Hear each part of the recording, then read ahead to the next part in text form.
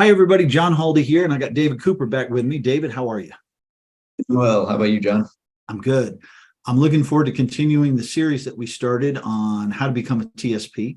Uh, Before we did parts 1 and 2, for those who haven't seen it, you should jump back because we're trying to do this in logical order. But today we're going to cover CGOs. What are they and where do you find them, right? Let's start with defining CGO. Help me understand this because, again, I'm role playing someone who's brand new to this. So I'm going to ask you a lot of questions. The CGO is a contractual growth opportunity. So it is a listing or a run, essentially. So it's one of the positions. It'll turn into a position on the Schedule A if you are awarded that. But it is the listing that is placed out there where they're hoping for someone, whether it be a contractor that's already running with TSP or a new contractor, someone looking to get into the game. They're looking for someone to come on and take this run, fulfill the position, move the freight they need moved in that area. So it's the way they award a lane, if you will, or an A to B, or sometimes an A to B to a C to a D kind of thing. Exactly right. There's two ways to become a contractor. You can buy an existing business, or you can go the CGO route. You could be awarded these runs straight from FedEx, no cost to you. They hand them out. Where do you find out where the CGOs are? So all of them are listed on the Build a Ground Biz website. So buildagroundbiz.com. FedEx puts them out there. They're usually posted. Actually, I say that they put both the TSP listings, the CGOs for line haul and for the P&D routes. You'll see both of those on there. You can sort by P&D or line haul. You can also sort for Canada or the United States. They put both of them out there, but all of them are found on buildagroundbiz.com. And do you just raise your hand and say, gimme? Which is that easy, but kind of is. There's links that you click. So there's the RFI or request for information process. Kind of step one is when you click on the run on Build a Ground Biz, it'll go through and it gives you a little more detail about the run. So it'll tell you if it's a AM solo, a PM solo, a team run, whether it's an assigned run or a unassigned run rotation position. The expected mileages are on there. If it is an assigned run, it'll give you, like you said earlier, going from point A to point B to point C. It'll tell you those legs on there. So they give you some information about the run. You then submit from there. Gives you another link, and you have to fill out what they call the request for information. Some list of questions, some of them, all about your business, but some of them are just a simple yes, no. Some of them are fill in the blank. Others are asking for a more detailed plan of, how you handle safety. Go ahead. I'm going to pause you there because our next video, part 4, which we're going to record in a few minutes, is how do you go about getting them? So let's put a pin in that for a moment. You threw a lot of terms out there. Solo versus team. What's that mean? So that's the kind of the big break on the line haul side of the types of operations. There's solo runs and there's team runs. And it's kind of that simple. Solo, you have one guy in the truck.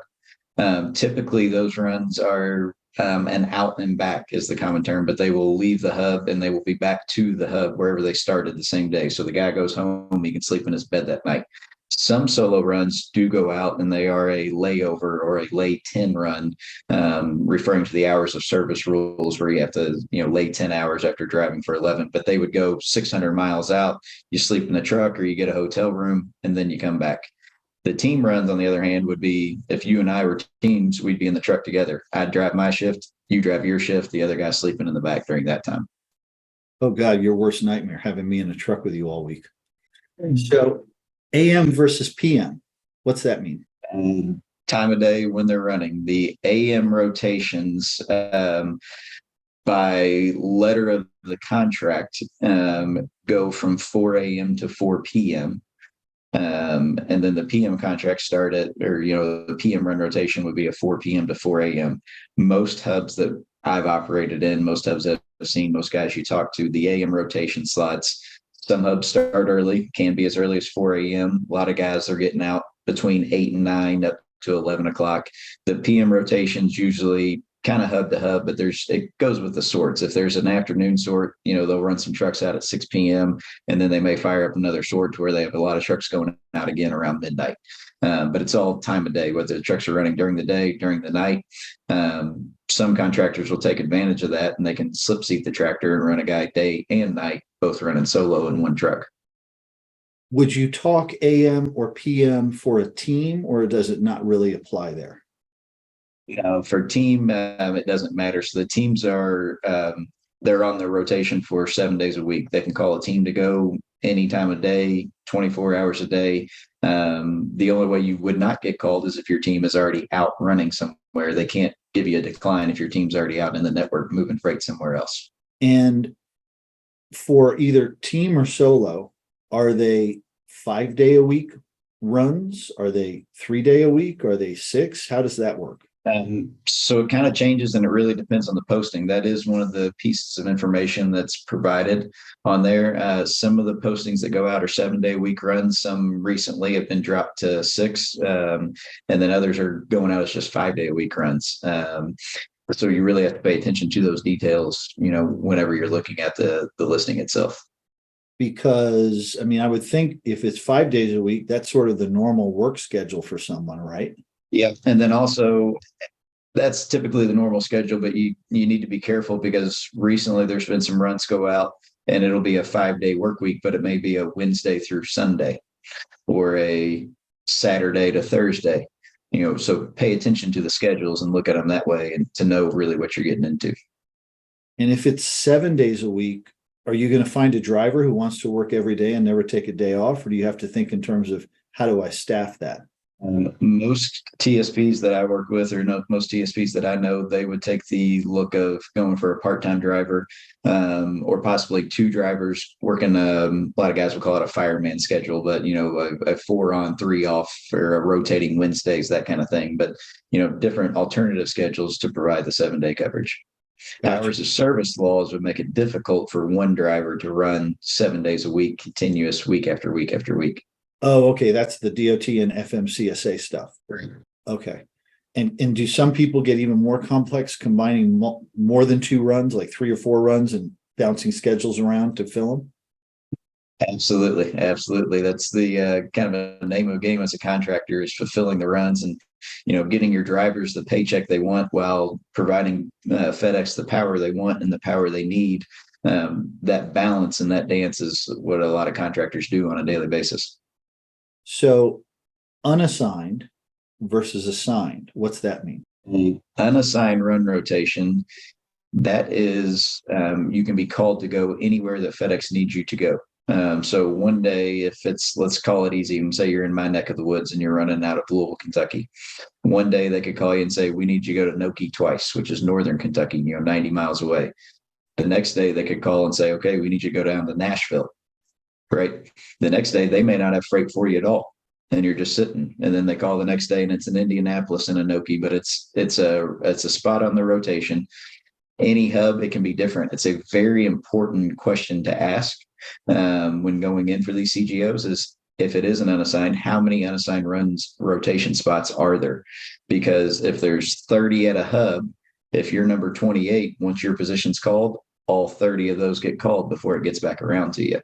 So it's important to know how many and where you fall on it. But I would think if there's 30 on the rotation and they have a ton of freight that they need to move that's not assigned, it may not be the worst thing. Whereas you could be Absolutely. 5 in a rotation and they have nothing, you're just as bad as being in 30, right? We'll probably get through this into a later call or a later one of these things. It's probably video 5 or 6 on these, I would say. But to get back to the assigned run rotation, that's the ones where it's clearly laid out. It is, if you were here in Louisville, right, 402 running to Nashville, going back up through Evansville, back over to here, it would give you the exact lanes of the run. This is what you're doing, either 5, 6, 7 days a week. Every night of the week, here's where you're going, here's what you're doing. Gotcha. And the same works for teams also, right? You can have a team lane that's dedicated and it could be from Indianapolis to Rialto, California and back. It could be Indianapolis to Little Rock, Arkansas and back 5 times. But those lanes, the dedicated lanes, work the same way there. Now you switch in and out of assigned and dedicated. Is there a difference? Probably bad in language on my spot, but no, in the FedEx world or the TSP world, that's the assigned and dedicated run are interchangeable. And I heard you say unassigned, and then I heard you say unassigned run rotation. and I've heard elsewhere URR. Are they all synonymous? Gotcha. Okay. Thank you for the definitions. Tractor you can get would be a spare. And those are neither. Those are the kind of the fill-in spot where you just add, if you do have 2 unassigned and you want an additional power in case something goes bad, or 2 assigned runs. That's where a lot of guys will get it. If they only have assigned runs, they can't afford, if a tractor goes down, they still want to meet their obligations, they'll throw a spare on. So there is a kind of a third type of tractor out there, but no positions with those. But that's a type of tractor. That's not a CGO that you'd see posted on Building Around Biz, right? Okay. All right. I think I got the definitions. Thank you, David.